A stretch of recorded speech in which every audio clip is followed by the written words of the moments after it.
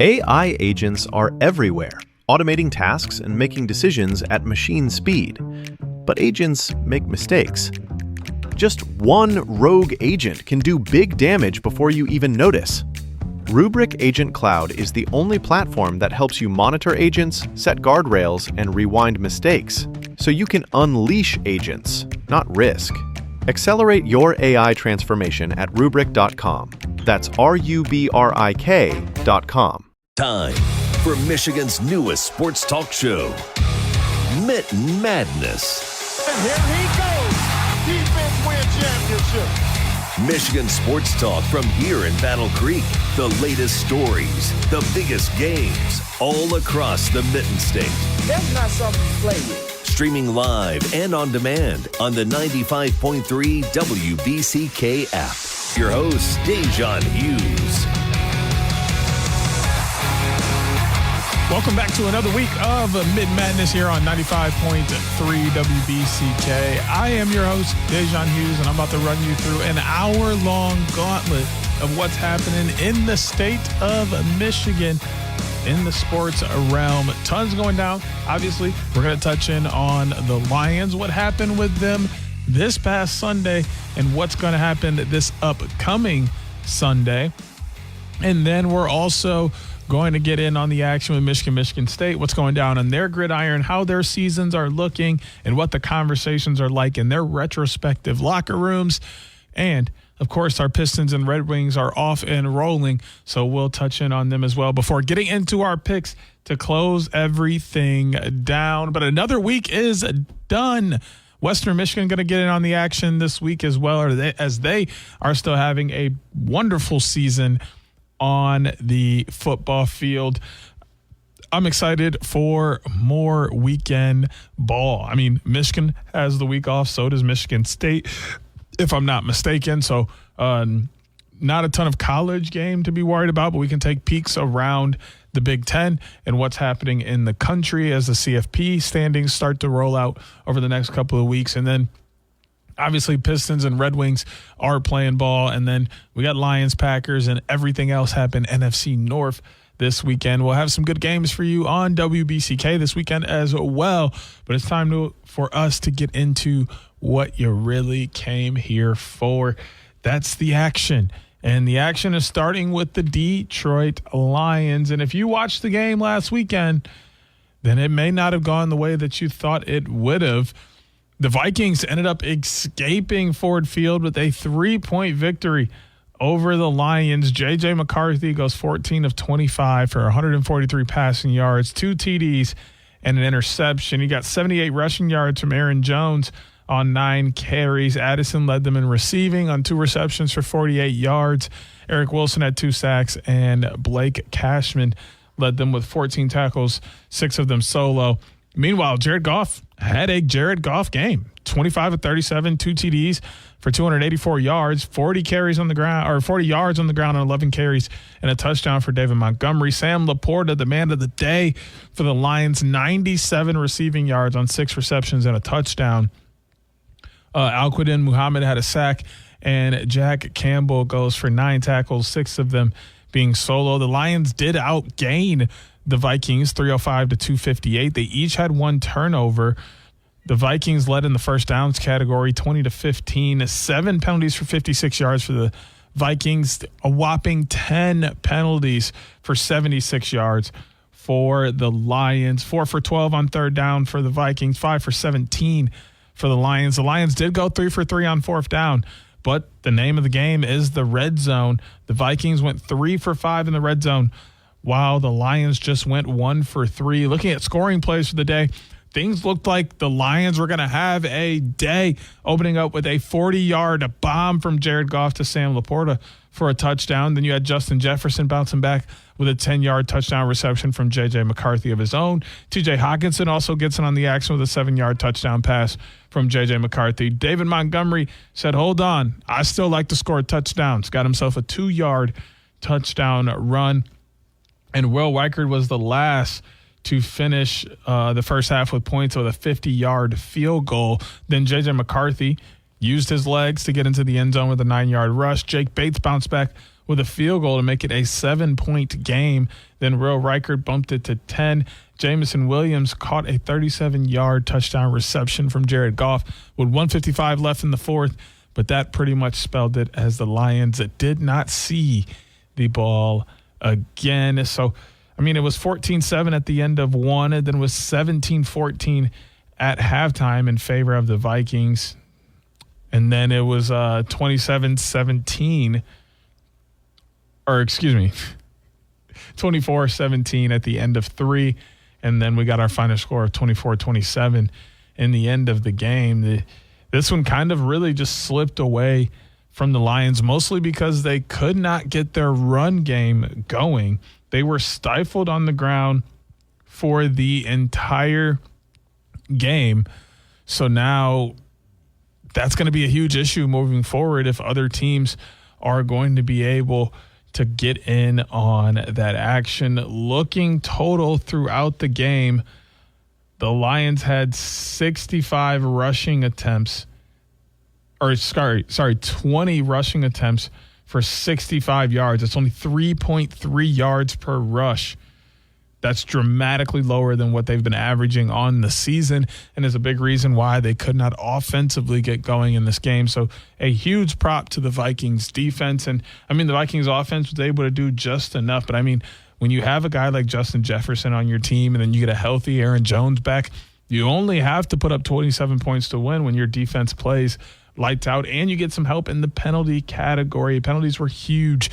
I mean, 10 penalties for 76 yards. That's an entire drive, basically, where you just awarded them points or took points away from yourself, however you want to cut it.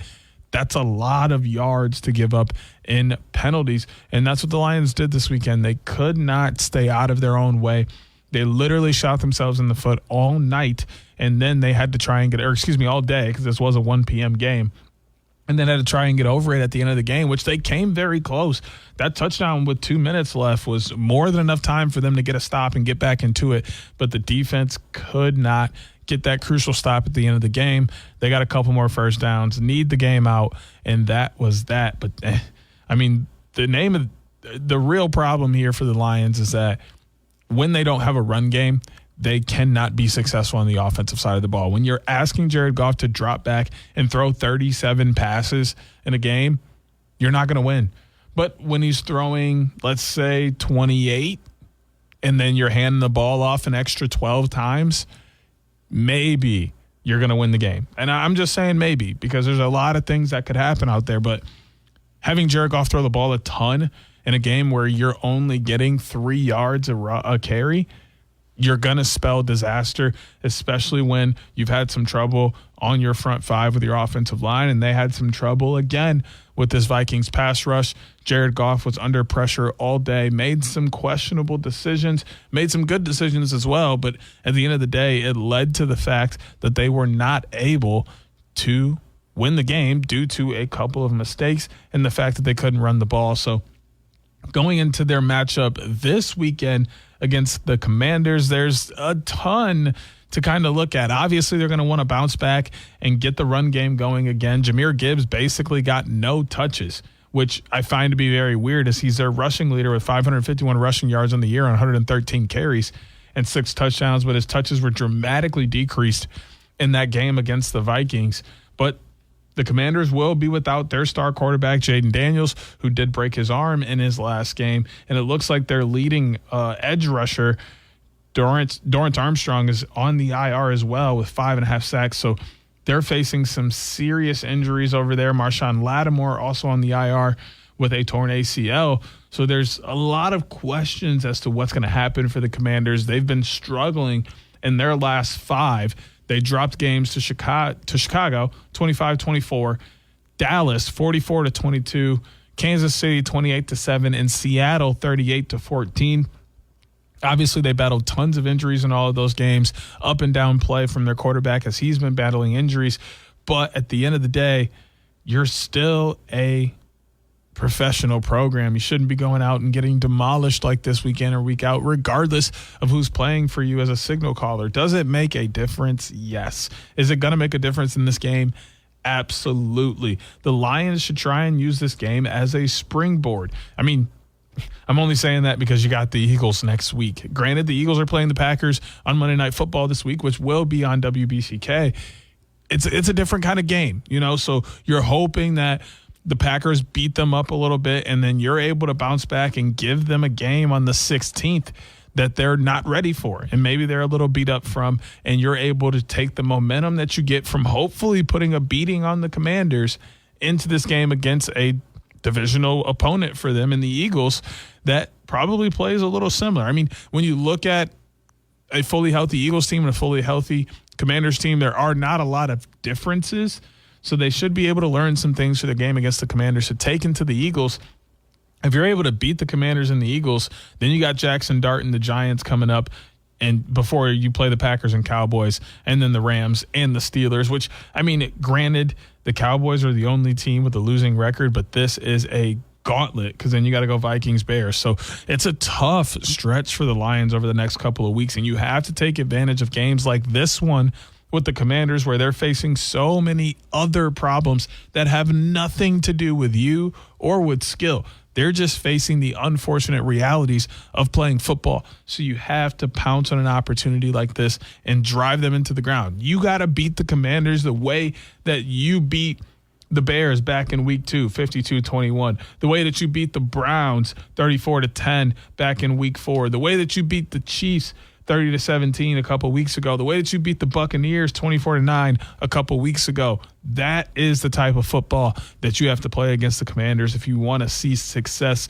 build and continue past these one-game wins. Because right now, recently, you had your 4-game win streak after you dropped to the Packers, but then your loss. So you should win this game, but then that would mean you would lose to the Eagles, beat the Giants, lose to the Packers, beat the Cowboys, lose to the Rams, beat the Steelers, lose to the Vikings, beat the Bears. I don't know if that's the kind of season you want to have, but that's a whole lot of losses left, and it could land you on the outside of the playoffs. Tons are happening right now. Focus one game at a time. I think that they take care of business against the Commanders, but they cannot overlook them. That would be the real issue. When we come back from the break, we got to talk about Michigan State on the gridiron as things are getting spicy in the Big Ten. We'll be back with more Mitten Madness on 95.3 WBCK. 95.3 WBCK. AI agents are everywhere, automating tasks and making decisions at machine speed. But agents make mistakes. Just one rogue agent can do big damage before you even notice. Rubrik Agent Cloud is the only platform that helps you monitor agents, set guardrails, and rewind mistakes, so you can unleash agents, not risk. Accelerate your AI transformation at Rubrik.com. That's RUBRIK.com.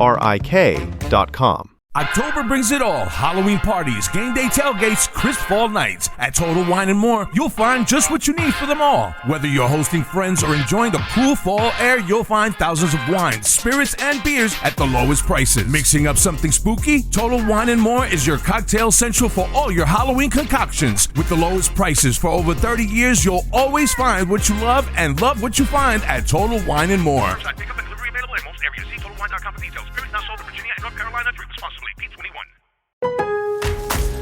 At Lowe's, this Veterans Day and every day, verified military members, veterans, and their spouses get automatic silver status in My Lowe's Rewards with free standard shipping, plus 10% off eligible purchases with no annual limit. It's one way we honor and give back to those who have served and still do. Learn more now at Lowes.com/military. 10% discount can't be combined with another offer. Exclusions, terms, and conditions apply. Loyalty program subject to terms and conditions. Details at Lowes.com/terms. Subject to change.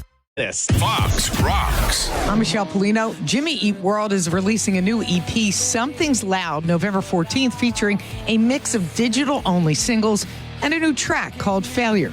Recorded during sessions for the band's 2019 album, Surviving, Failure arrives with a skateboarding-themed video.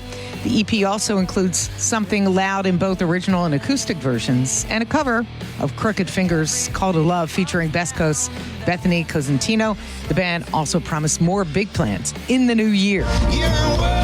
Mumford & Sons have confirmed their second album in less than a year, Prize Fighter, will arrive February 13th. The news comes less than a week after unveiling a new surprise single, Rubber Band Man, featuring Hozier, that was produced by the National's Aaron Dessner, who previously worked with the band on their 2015 album Wilder Mind. The new album also includes collaborations with Chris Stapleton and Gracie Abrams. That's Fox Rocks on Fox News. Fox on Tech. Apple releases its first big update to its new mobile operating system. iOS 26.1 can be downloaded now, and as usual, Apple recommends everyone eligible update their iPhones, at least for the sake of security patches.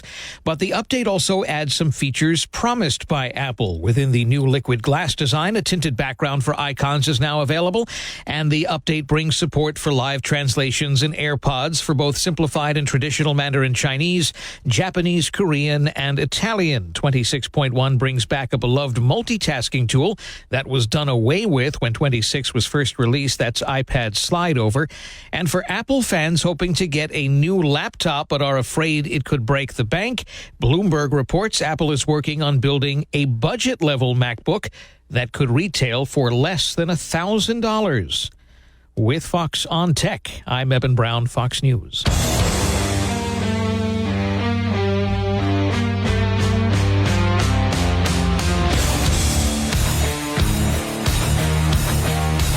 Welcome back into Mitten Madness on 95.3 WBCK. We're stepping onto the college gridiron as there is ton to talk about when it comes to what's happening in the state of Michigan.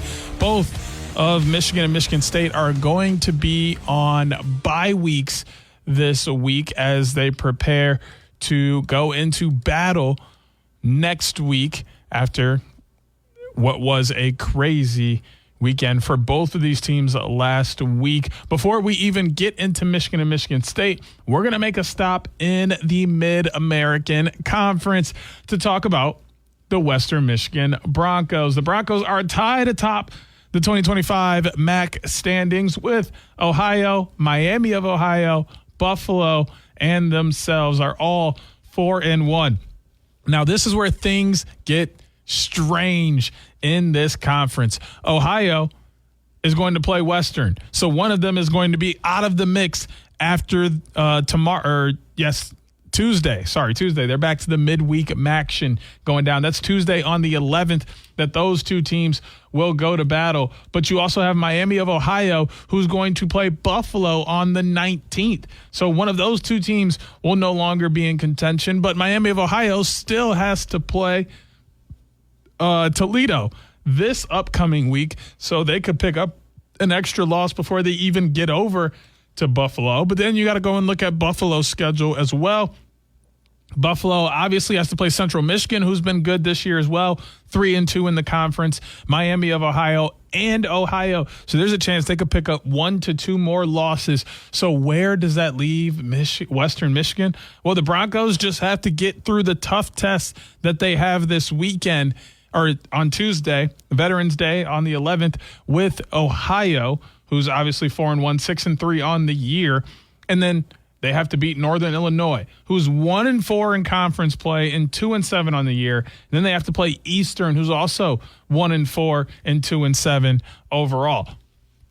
Sounds like Western has their work cut out for them, and they control their own destiny. You win your game against Ohio, then you have two much easier road games to handle with Northern Illinois and Eastern Michigan, and you are probably in the MAC championship game just because of how everyone else's schedule plays out. I think that is fantastic for Western. When you look at their early start to the year, they had their loss to Michigan State, North Texas, and Illinois, and then it was Toledo, Rhode Island, UMass, and Ball State, who all got the work. And then it was Miami, Ohio that finally took Western down 26-17, who is probably their most likely team to be matched up against in the MAC championship before they went on to beat Central Michigan and then have the rest of their season ahead. So we will continue to keep our eyes on a MACtion play as they will play Ohio on Tuesday night, 8 p.m. on ESPN2. So make sure you're tuned in, locked in, and ready to go, because the Broncos are here to stay. Also want to send out thoughts and prayers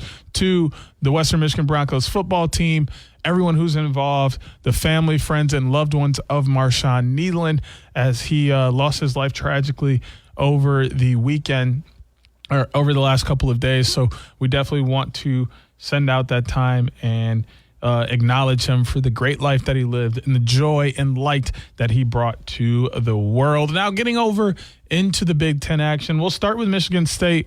They came off their loss against Michigan to play Minnesota. And let's just say, in a game that was favorable to the Spartans, they did not come out on top. The Spartans fall to 3-6 on the year. They are 0-6 in the Big Ten after a 23-20 loss to Minnesota in overtime. Minnesota is now 6-3 on the year. They're 4-2 in the Big Ten, and they're making a little something for themselves on the season. Now, Alessio Milivojevic did get the start for Michigan State. 20 of 28, 311 passing yards and a TD in comparison to Drake Lindsey's 197 yards on 26 of 39. You had Elijah Toliver go for 127 rushing yards on 11 carries. Fame Ejoboy had 17 carries for 108 yards and a touchdown. Rodney Bullard Jr. led the Spartans in receiving for 102 yards for 4 receptions and a touchdown. Javon Tracy had 61 receiving yards on 7 receptions for the Gophers. Anthony Smith had 1.5 sacks, and Coy Parrish had 10 tackles, 5 of them solo for the Gophers. Meanwhile, Isaac Smith had a sack himself, and Nakai Martinez, 10 tackles, 7 of them solo to lead the Spartans. This game really was in favor of the Spartans. 467 to 301 in total yards. No turnovers for either team. 19-18 in favor of Spartans in first downs. 10 penalties for 96 yards against the Spartans. Just 2 penalties for 8 yards against the Gophers. 5 for 15 and 6 for 15 in favor of Minnesota for third downs. 0 for 1 on fourth down for Michigan State. I mean, that spells it. The 10 penalties. Michigan State continues to find ways to lose games. Like, that's literally what it is. They are finding ways to lose games, and they're shooting themselves in the foot consistently. Fame Ejoboy got things started on the day with a 1-yard touchdown rush in the first quarter. Then Brady Denneberg had a 30-yard field goal to put Minnesota up 10-0 at halftime. Rodney Bullard Jr. caught a 71-yard touchdown pass from Alessio Milivojevic to cut the lead to just 3. Martin Connington bounces back, 34-yard field goal. Michigan State now ties the game. Brendan Tullis, 1-yard touchdown run. Michigan State ahead, 17-10. Drake Lindsey bounces back with 30 seconds left in the fourth quarter with a 2-yard touchdown rush to tie the game at 17. Mark Connington, 36-yard field goal in overtime, puts Michigan State up 3. Drake Lindsey bounces back with the dagger for the Gophers for a 3-yard touchdown rush to win them the game 23-20. Like I said, Michigan State had it. This run from the beginning of the third quarter until 1:52 left in the fourth quarter was the spark. That was the chance for Michigan State to get their first Big Ten win, to push through and finally kind of figure out this formula and start to put some things together for themselves. And they squandered it. And they let Drake Lindsey literally steal this game away from them in the late stages of the fourth quarter and overtime. So now they get to go into the bye week, really work on some things and, put some things together before they go on to play another winless team in the conference in Penn State. Penn State's 3-5 in the year, 0-5 in conference play. So one of these teams will leave with a win. But will it be Michigan State? That's tough to tell at the moment before they go on to play Iowa and Maryland to end out their year. So it's a very good chance Michigan State goes 0-9 in conference play. Maybe they still a win here or there. Time will tell. They're going into the bye week to refocus their minds and hopefully remain healthy. Now, on the flip side, Michigan has really put it together. So far this year, they got 2 losses to 18th ranked Oklahoma, 24-13, and then USC 31-13, who should have been ranked at the time and should still be ranked now, but I digress. They have wins over New Mexico, Central Michigan, Nebraska, Wisconsin, Washington, Michigan State, and Purdue. Purdue was a tough win for Michigan this past weekend. Diving into things, Ryan Brown went 19 of 24 for 133 passing yards and a TD. Then you had Malachi Thomas go for 15 carries for 68 rushing yards. Michael Jackson III had 58 receiving yards on 6 receptions. Monty Powell had 1.5 sacks, and Taj Rael had 13 tackles, 11 of them solo. On the other side, 13 of 22 for 145 yards and an interception for Bryce Underwood. Jordan Marshall, the man of the day, 185 rushing yards on 25 carries and 3 TDs. Zach Marshall leads the receivers with 58 receiving yards on 3 receptions. Derek Moore had 2 sacks, and Ernest Hausman goes for 11 tackles, 8 of them being solo. 398 to 276 total yards in favor of Michigan. Michigan turned it over twice.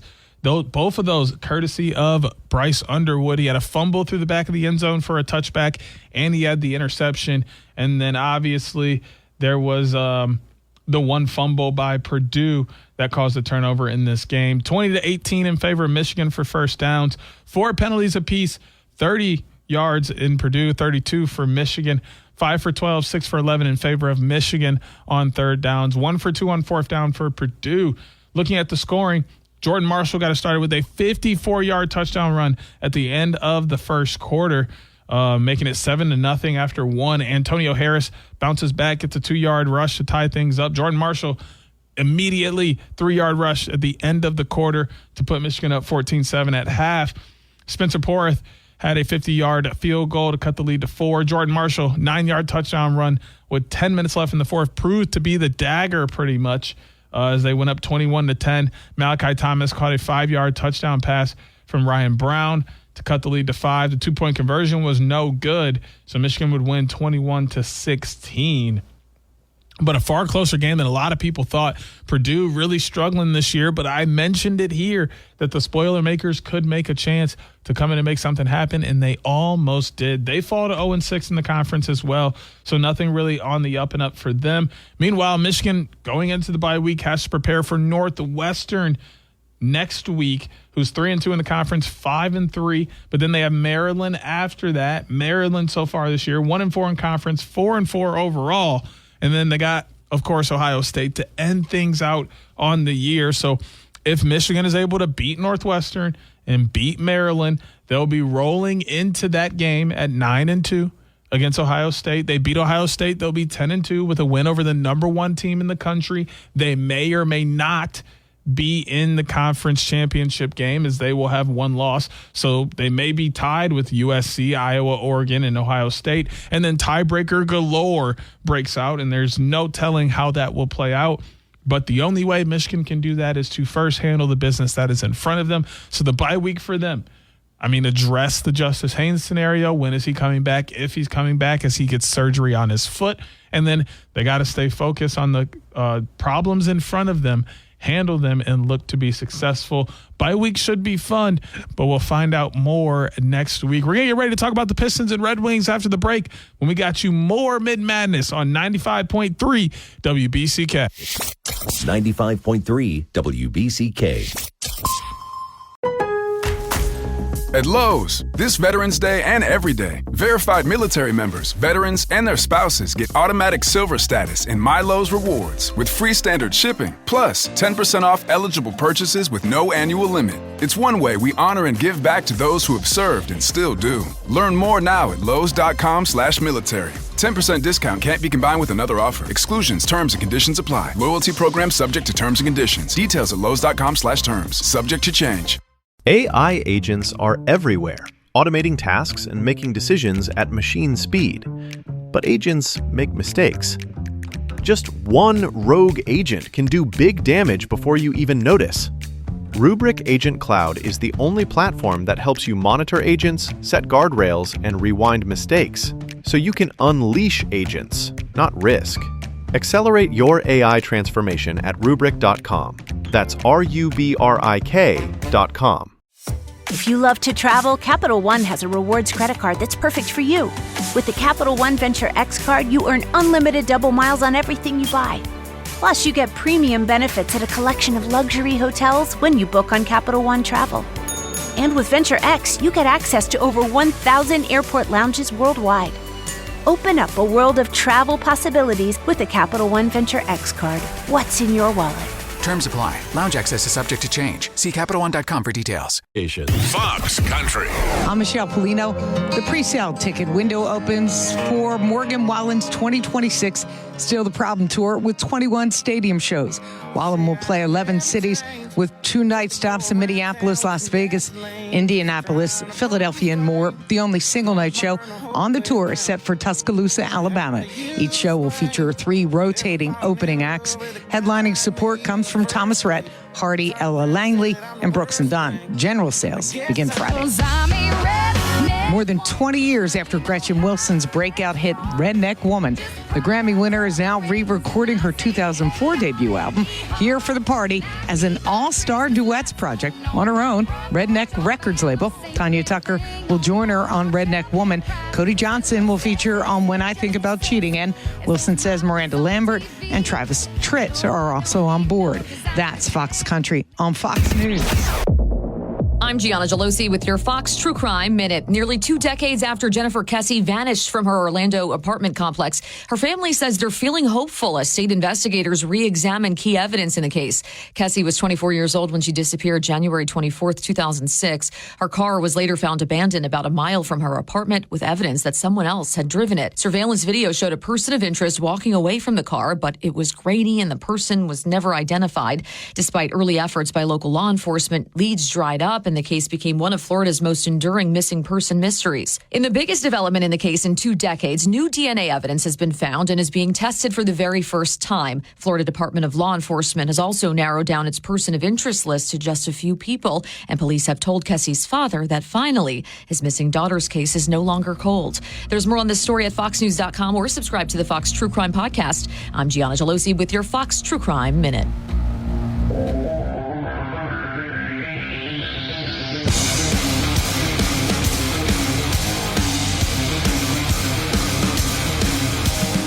Welcome back to the Mitten Madness here on 95.3 WBCK. It's time for us to talk about some more professional sports happening in the Detroit area. We're going to step on the hardwood first, even though both of these teams play in the exact same place. We're going to be living in Little Caesars Arena for the next few minutes. We'll start with the Detroit Pistons. Man, have they started the year off right. Only 2 blemishes on their record early in this season, Chicago and Cleveland. Both of them happen to be in the Central Division, which hurts just a little bit. But you got wins over Houston, Boston, Orlando, Dallas, Memphis, and Utah. The last time we talked, they were preparing for that game against Dallas down in Mexico City. And man, did they get the Hoopers out. Jalen Duren had 33 and 10, and Cade Cunningham pours in another 22 and 18. Give it to me every single day of the week. This Pistons squad is beginning to show just how good they can be, even though they are young.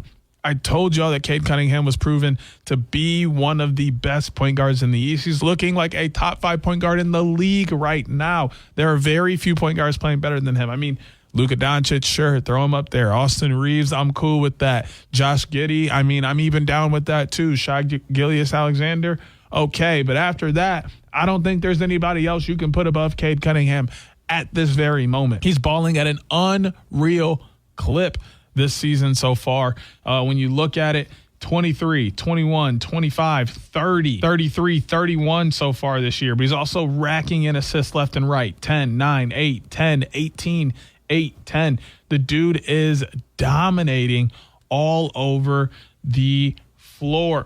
They're currently second in the Central behind Chicago, who just faced their first loss of the season. They're 6-1 on the year. The Pistons are on a 4-game win streak right now. It's the best in the Central Division.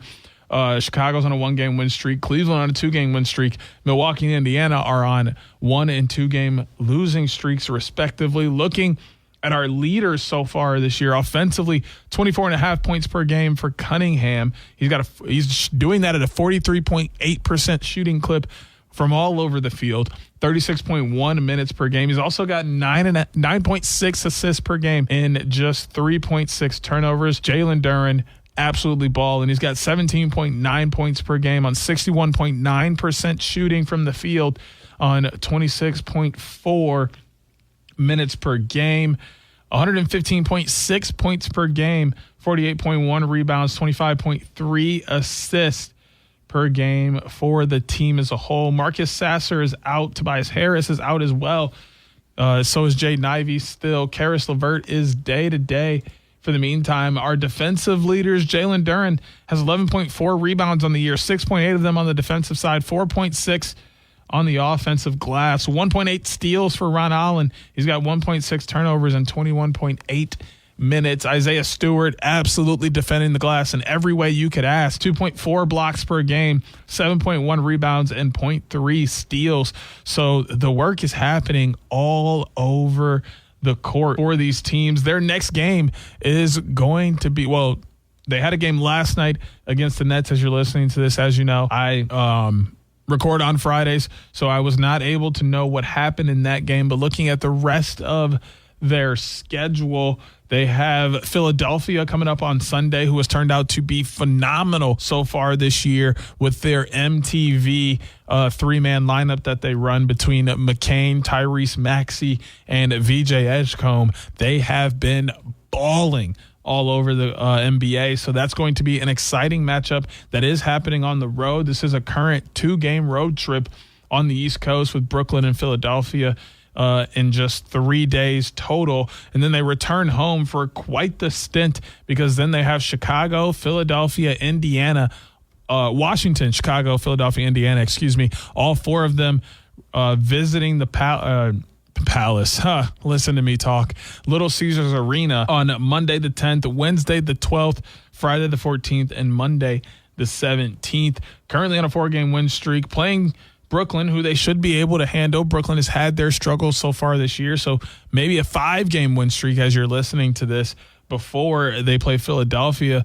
They beat Philadelphia tomorrow and then roll into Washington, Chicago, Philadelphia, Indiana. They could be on a solid win streak, which will put them right on pace to finish better than they did last year, which is exactly what you want out of a young team like the Pistons. You want to see progress every single year. You want to see them getting better statistically. You want to see them continuing to grow and mold into the team that you want them to be, and watch that chemistry get stronger while also seeing the actual record improve, seeing your team go farther in the playoffs and continuing to build. That is where the Pistons are. They are making the right steps and the right stretches toward that. They have some good opportunities coming up to continue playing good basketball and even get some revenge early on in this season, and one of the 2 teams to put a blemish on their record so far. But until we get back here next weekend, we're going to let the Pistons rest. We'll touch in with them again next week, hopefully still on a win streak. But there is another team that plays inside Little Caesars Arena that needs to be talked about as well. That is going to be the Detroit Red Wings. They are currently second in the Atlantic Division at 9-5. Ahead of them is Montreal. They're 9-3, and they have 2 overtime losses. I've talked time and time again over the last couple of years how important overtime losses are versus regulation losses. When you lose in overtime, you still grab a point. So that is why Montreal sits 2 points ahead of Detroit with 20 points. Detroit's tied with Boston at 18. Boston's 9-7 already this year. But when we're looking at the schedule since we last talked, the Red Wings did pick up a couple of wins. They had that win against the Kings, and then they lost to Anaheim. They had a win against San Jose in a shootout, 3-2, and they lost to Vegas 1-0 on Tuesday night. Last night, they played the Rangers, and then tomorrow they're going to play the Blackhawks, and then they have Anaheim coming to visit Little Caesars Arena on the 13th, and then Buffalo on the 15th, New York on the 16th. The Rangers, again, doing the home and home vibe with the Red Wings. The Red Wings are about to be on a 4-game home skid before they go on to play the Rangers on the road, and then they're coming back home again for another 3-game home stretch. So they're going to have a great opportunity to play in front of fans at home and pick up some wins where they have been phenomenal so far this year. Looking at their home record, they are doing phenomenal when they play at home. The Red Wings are 5-1-0 at home. They have 5 wins, 1 loss, no overtime games at home. The Rangers, who are great on the road as well, are 6-1-1 on the road. So there's tons that could go down, but the Red Wings are going to be happy to be playing in Little Caesars Arena again, where they have had tons of success so far this year. But I mean, even at 9-5, they don't look bad. They have been able to put together a solid start to the season so far, rolling into a stretch of games where they can continue to build on that success and then look to continue to hold on to the top half of this Atlantic Division before things start to really heat up. Looking at our leaders so far this year, Dylan Larkin has 8 goals, 3 of them on the power play on 40 shots. Alex DeBrincat has 11 assists. His plus-minus is -1, 3 power play assists. Dylan Larkin leads the team in points as he's got 10 assists to add to his 8 goals for 18 points. Goaltending-wise, Cam Talbot, 2.76 on his goals against average. He's only let up 18 goals. Save percentage, 8.97. That also leads the team. He has 157 total saves on 175 shots against. He has 5 wins on the year. 3 goals per game for the team. They're giving up 3 goals per game as well. That's tied for 13th. 22.7% on the power play, tied for 9th, and 87.2% on the penalty kill, tied for 7th. Or they're sitting alone at 7th in the league for those standings. When we come back next week, we'll talk more about the Pistons and Red Wings, but we're going to get ready to get into our picks here when we come back from the break on 95.3 WBCK. 95.3 WBCK. AI agents are everywhere, automating tasks and making decisions at machine speed. But agents make mistakes. Just one rogue agent can do big damage before you even notice. Rubrik Agent Cloud is the only platform that helps you monitor agents, set guardrails, and rewind mistakes, so you can unleash agents, not risk. Accelerate your AI transformation at Rubrik.com. That's RUBRIK.com. At Lowe's, this Veterans Day and every day, verified military members, veterans, and their spouses get automatic silver status in My Lowe's Rewards with free standard shipping, plus 10% off eligible purchases with no annual limit. It's one way we honor and give back to those who have served and still do. Learn more now at Lowes.com/military. 10% discount can't be combined with another offer. Exclusions, terms, and conditions apply. Loyalty program subject to terms and conditions. Details at Lowes.com/terms. Subject to change. This season, it's not about their rules. Lucky Rebels taking the odds back from the suits. So rebels like you can make your own rules. When it's 4th and long, you're not made to punt.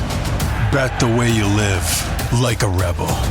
Join the rebellion and get a $1,250 bonus at LuckyRebel.la. Your talk. 95.3 WBCK.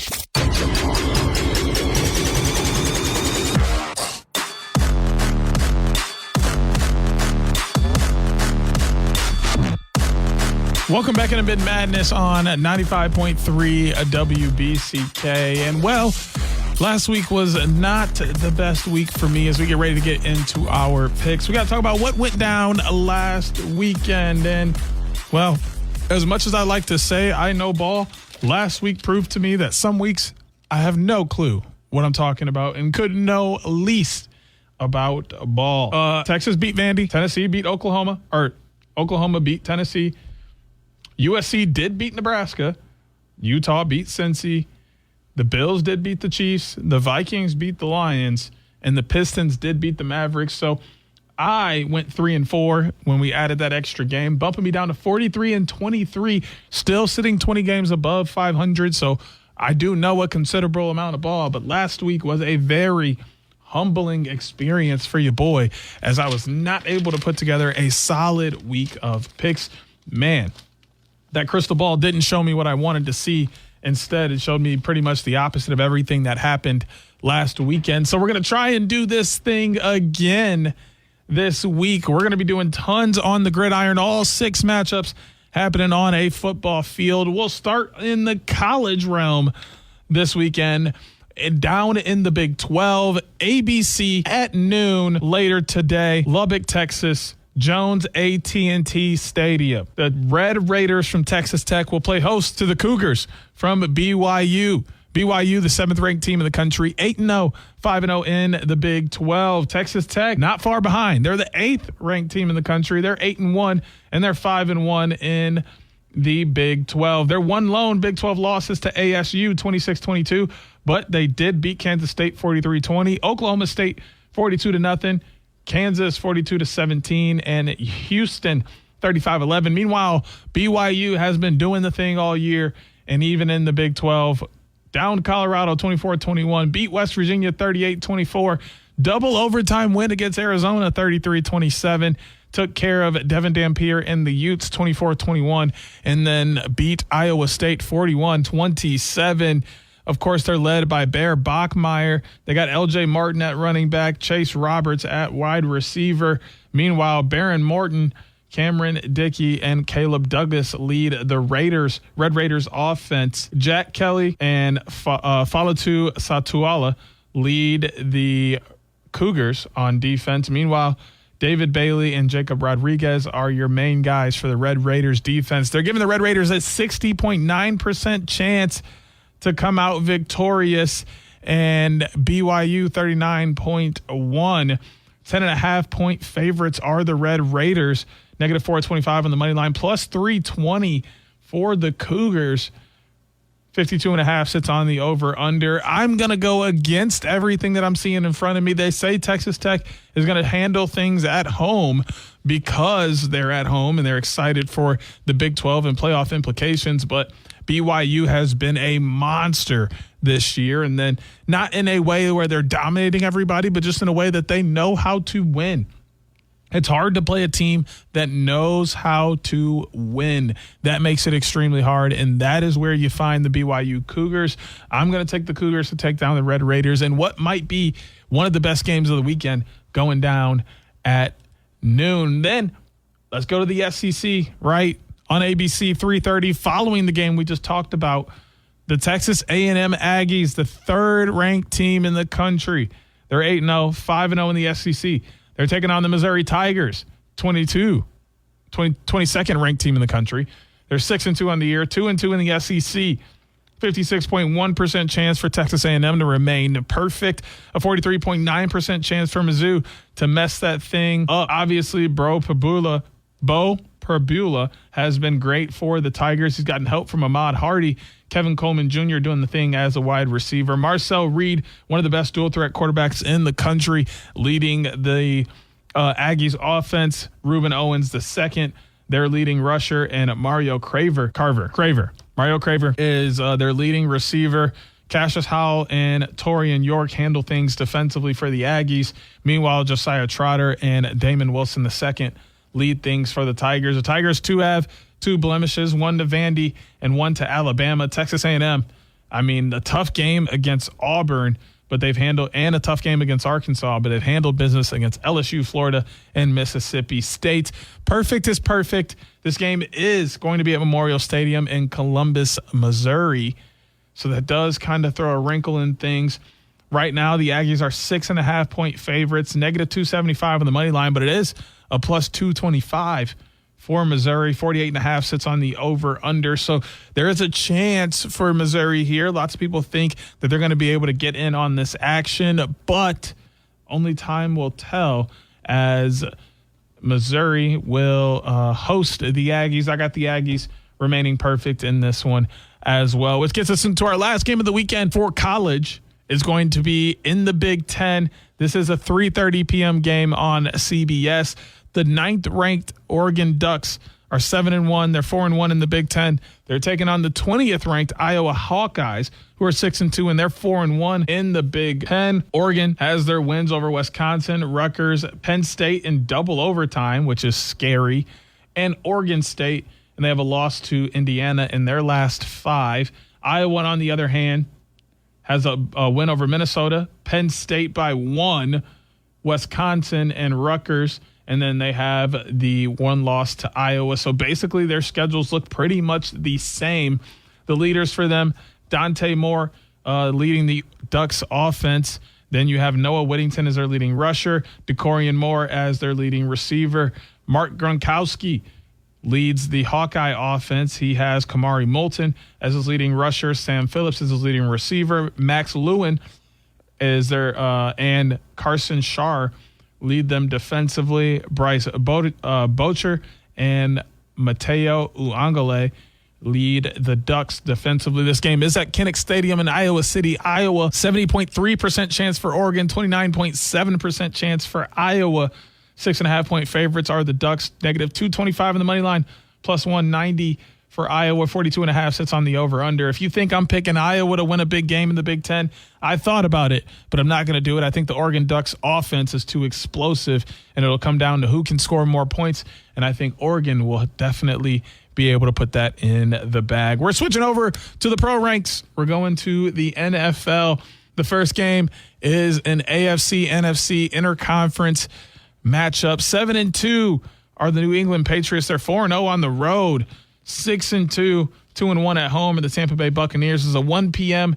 game tomorrow on CBS. 42.9% chance for the Patriots, a 56.8% chance for the Bucs, and the remaining is for that unlikely chance of a tie. 2.5-point favorites are the Bucs, negative 145 on the money line, plus 125 for the Patriots. 48.5 on the over/under. It's Drake May versus Baker Mayfield. Travion Henderson kind of getting his footing going for the Patriots in his rookie year. Rashad White, leading rusher for the Bucs. Stephon Diggs, Emeka Egbuka. We know how things are going for these high-flying offenses that like to air the ball out. 2,285 passing yards, 1,919 for Drake May and Baker Mayfield, respectively. Harold Landry III and Robert Spillane lead the Patriots defense. You got Yaya Diaby and Tyke Smith who lead things for the Bucs on defense. Kayshon Boutte, Ramondre Stevenson, both questionable going into this game. Bucky Irvin and Chris Godwin Jr. also questionable for this game as well. The Bucs have dropped games to the Lions and the Eagles in their last 5. The Patriots 5-0 coming into this game. As much as I want to choose the Patriots, it's something about playing down in Raymond James Stadium that changes things for teams and helps the Bucs out to some standard. I really like the way Baker Mayfield has been playing of late.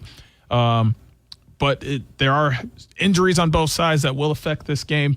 I'm going to take the Bucs with a little home field advantage here to win this game, which gets us over into a NFC West divisional battle. 50.1% chance for one team to win, 49.5% chance for the other. The Los Angeles Rams, 6-2, 3-1 on the road, taking on the 49ers, 6-3, 2-1.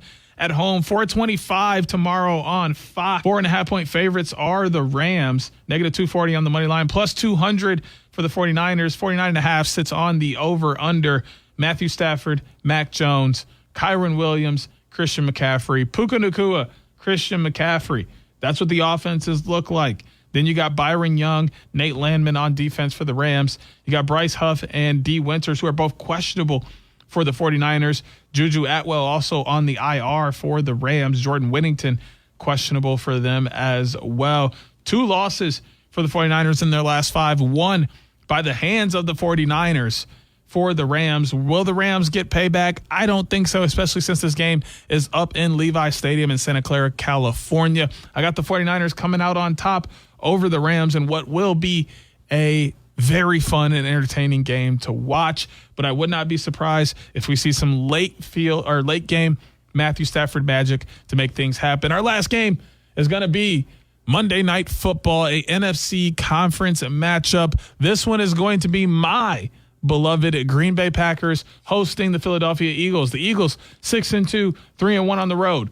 Packers 5-2-1, 3-1 at home. This is for the number 1 seed in the NFC conference. This game will be on ABC and ESPN, 8:15 on Monday. 47.5% chance for the Eagles, 52.1% chance for my Packers. My Packers are 1.5-point favorites. They sit at negative 125 on the money line, plus 105 for the Eagles. 45.5 sits on the over/under. Jalen Hurts, Jordan Love, Saquon Barkley, Josh Jacobs, Devontae Smith, Tucker Kraft, who's now on the IR. Rashawn Gary versus Moro Ojomo, questionable. Quay Walker's coming into this game, questionable. Zach Braun, also a big name in this game. Packers have their one blemish to Carolina last week and the tie to Dallas in their last 5.